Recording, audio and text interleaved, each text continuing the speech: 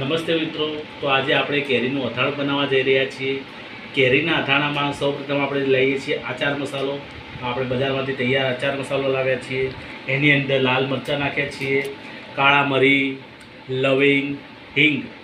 આ બધી વસ્તુ આપણે એક થાળની અંદર લઈશું, મિક્સ કરશું. એની અંદર સરસવાનું તે સરસિયું તેલ, સરગવાનું જે તેલ છે સરસિયું તેલ, સરસિયા તેલનો આપણે ગરમ કરીને થોડું ઠરવા દઈશું. પછી એનો વઘાર કરશું.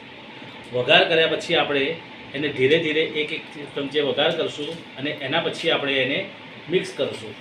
આ રીતે આપણે એનો વઘાર કરી દઈશું. જુઓ ભાઈ, આ ઉનાળાના વેકેશનની મજા આપણે આ રીતે લઈએ છીએ. ઘરમાં થોડું થોડું કામ કરતા રહીએ, નવું નવું કંઈક બનાવતા રહીએ, એટલે પત્નીને પણ મદદ થાય અને ઘરમાં પણ થોડું થોડું કામ થાય.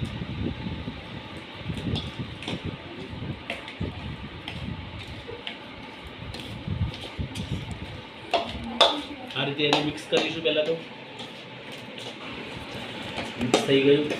એની અંદર આપણે મીઠું નાખ્યું છે, અચાર મસાલો છે, કાળા મરી છે, લવિંગ છે, હળદર છે. આ રીતે આપણે મિક્સ કરીશું. થઈ ગયું મિક્સ. એની અંદર હવે આપણે થોડું થોડું કરીને તેલ એડ કરી દઈશું.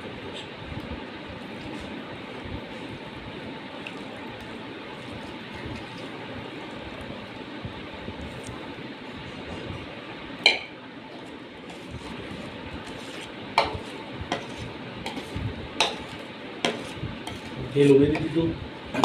હવે આપણે આને 5 મિનિટ ઢાંકી દઈશું, જેથી આપણને અથાણાની સારી આવશે.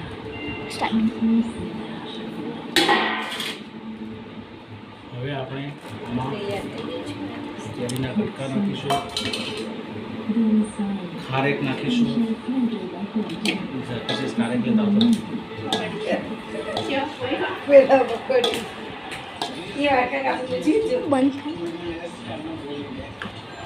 આ રીતે આપણે હલાવીને બધા કટકાને મિક્સ કરી નાખીશું.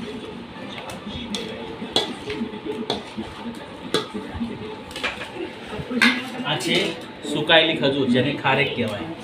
તો આ ખારેક પણ નાખીશું એટલે ટેસ્ટ સારો આવશે, ફ્લેવર સારો આવશે.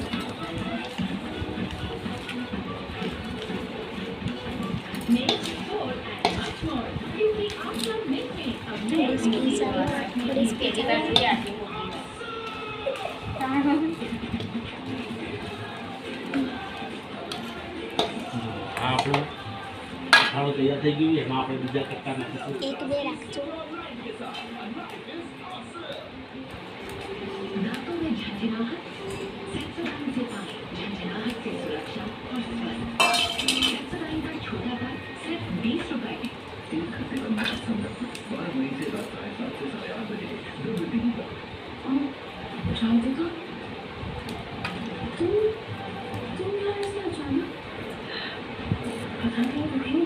કેટલા રાખો? બાકીના કટકામાં બધા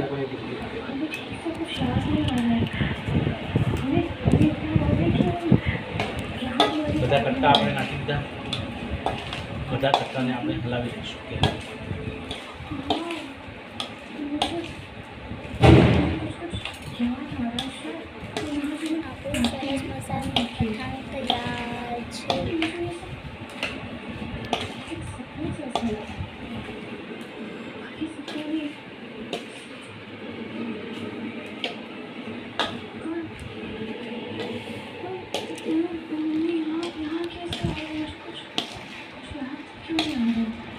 આ રીતે બરોબર આપણે હલાવતા રહીશું.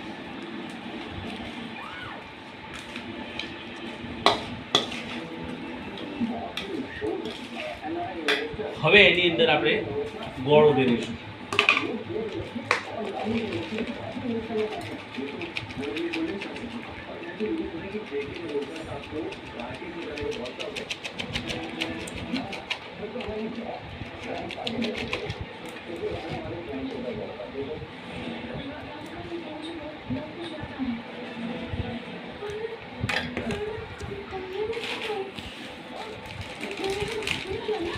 આખા મરચાં છે, 2-3 આખા મરચાં નાખીશું. હવે આપણે બરોબર મિક્સ કરી નાખીશું. આ તમારું આચાર આપણું તૈયાર થઈ ગયું છે. હવે આપણે આને સિરામિકની કન્ટેનરમાં ભરીશું અને 15 દિવસ સુધી આપણે બંધ કરીને રાખીશું.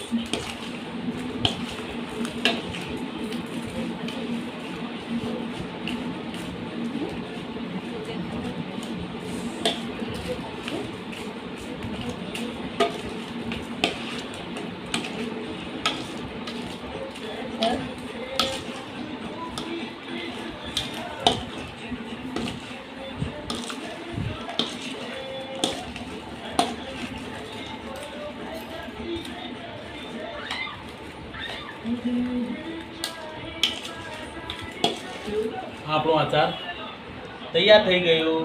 હવે આને આપણે પેકિંગ કરીશું.